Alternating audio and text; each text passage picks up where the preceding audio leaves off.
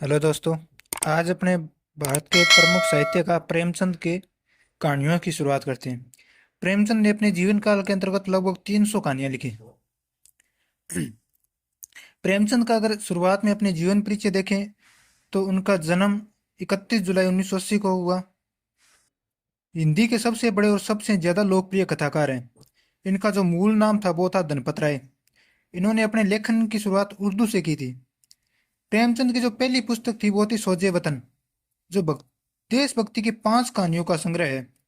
अंग्रेज शासकों द्वारा इसको जब्त कर ली गई थी। उसके बाद वे हिंदी में लिखने लगे। उन्होंने कुल 15 उपन्यास और 300 से कुछ अधिक कहानियां लिखी और 3 नाटक लिखे, 10 अनुवाद किए, बाल साहित्य की 7 पुस्तकें लिखी और हजारों पृष्ठों के लेख, संपादकीय और भूमिका आदि लिखे थे इन्होंने।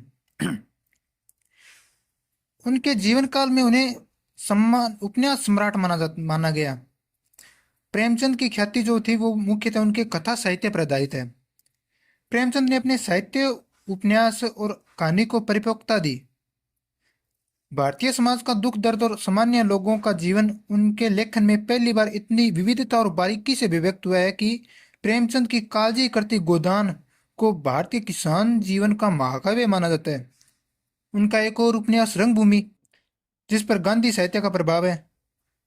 एक और उपन्यास सेवा सदन और क्रमभूमि सुधारवादी उपन्यास है। प्रेमचंद के विपुल कथा साहित्य में सांप्रदायिकता, भ्रष्टाचार, जमींदारी, कर्जखोरी, गरीबी, राजनीतिक पराधीनता आदि का प्रभावशाली चित्र मिलता है इसमें।